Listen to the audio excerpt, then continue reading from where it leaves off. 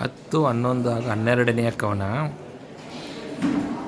ಕಾರಣಿಯ ಕುಂಕುಮದ ಸಾದಿನ ಸಾರಿಣಿಯ ನೆಲಗಟ್ಟುಗಳ ಕರ್ಪೂರ ಧೂಳಿಯ ಹೊಳಹುಗಳ ಪನ್ನೀರ ಪಕ್ಕಳೆಯ ಚಾರು ಚಳೆಯದ ಕೆಸರಿಡೆವು ಕಸ್ತೂರಿಗಳ ಪೋರಿಯ ಪರಿಮಳ ಭಾರದಲ್ಲಿ ಬಿರುಗಾಳಿ ಕುಸಿದುದು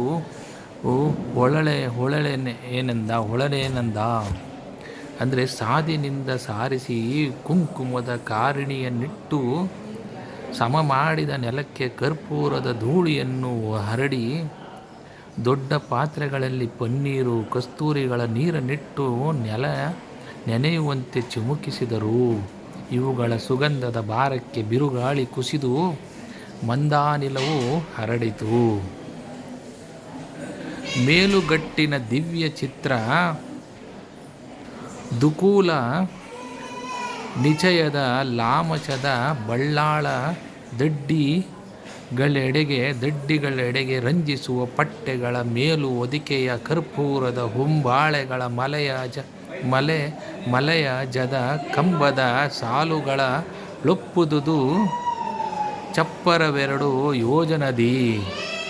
ಅಂದರೆ ಸ್ವಯಂವರಕ್ಕಾಗಿ 2 ಯೋಜನ ವಿಸ್ತರಣದ ಚಪ್ಪರವನ್ನು ಹಾಕಿಸಿದರು. ಚಪ್ಪರದ ಮೇಲ್ಭಾಗದಲ್ಲಿ ದಿವ್ಯವಾದ ಚಿತ್ರಗಳನ್ನು ಬರೆದು ಬಟ್ಟೆಗಳಲ್ಲಿ ಕಟ್ಟಿದರು.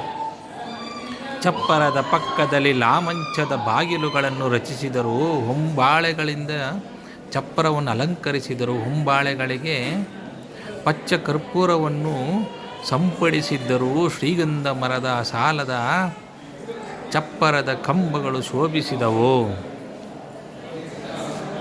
ಬಿಗಿದವೆಡೆ ಮಂಟಪದ ಬಿಂಗಾರಿಗಳ ಬಿಡೆಯದ ಚಮರ ಹೊಂಗೆಜ್ಜೆಗಳ ಮಕರದ ಮುಕುರದ ಗಂಟೆಗಳ ಬಂದರದ ಬಾಸಿಗದ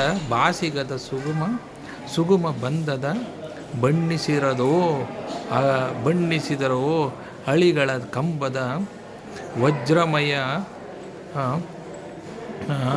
ಧಾರೆಗಳ ಎಸೆದುದು ಭದ್ರ ಮಂಟಪಮಳ ಮಣಿಮಯದ. ಅಂದರೆ ರಸಗುಂಡುಗಳ ಹಾರಗಳು, ಚಾಮರಗಳು, ಬಂಗಾರದ ಗೆಜ್ಜೆಗಳು, ಗಂಟೆಗಳು, ಭದ್ರವಾದ ಬಾಸಿಂಗಗಳು, ಕಟ್ಟುಗಳು, ಬಣ್ಣಗಳ ಸರಳಿನಿಂದ ಭದ್ರ ಮಂಟಪವನ್ನು ಸಿಂಗರಿಸಿದರು. ಕಂಬಳಿಗಳಿಗೆ ವಜ್ರಗಳನ್ನು ಕಟ್ಟಿದರು. ಇವುಗಳಲ್ಲಿ ಭದ್ರ ಮಂಟಪವು ಶೋಭಾಯಮಾನವಾಗಿತ್ತು. ಧನ್ಯವಾದಗಳು.